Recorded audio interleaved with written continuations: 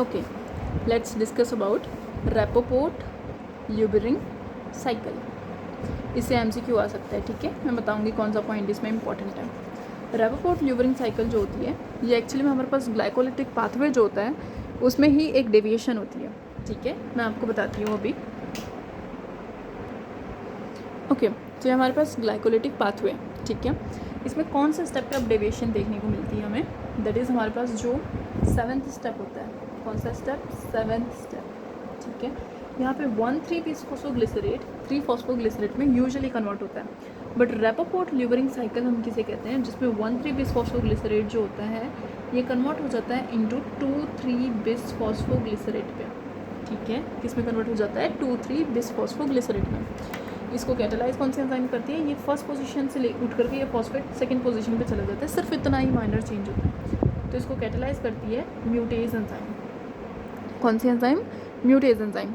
ठीक है, फिर फर्दर ये 2,3-बिसफॉस्फोग्लिसरेट जो होता है ये कन्वर्ट हो जाता है इंटू 3-फॉस्फोग्लिसरेट में by the enzyme bisphosphoglycerate phosphatase.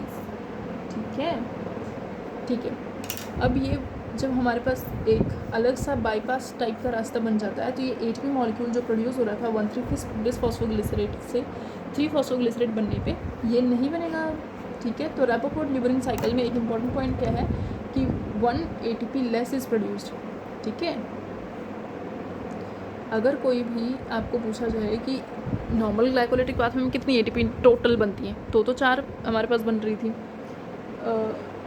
मतलब 4 SLP से बन रही थी, फिर 5 NADH से बन रही थी. ठीक है, टोटल 9 हो जा रहे थे जिसमें 2 कंज्यूम हो रहे थे तो हमारे पास 7 बच रहे थे एरोबिक रेस्पिरेशन से और एनारोबिक से सिर्फ 2 बच रहे थे.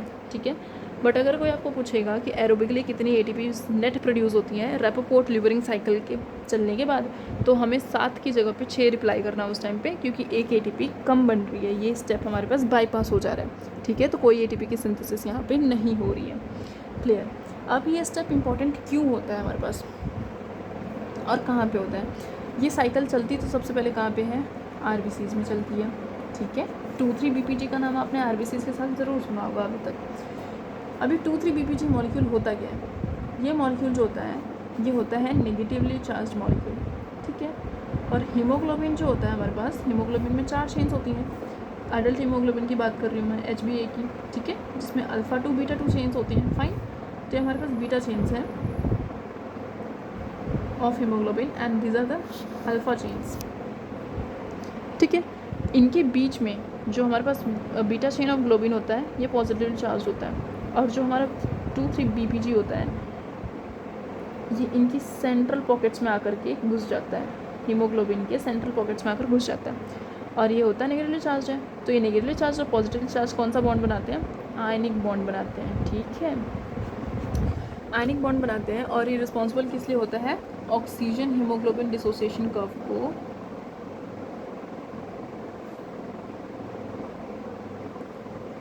राइट में शिफ्ट कराता है.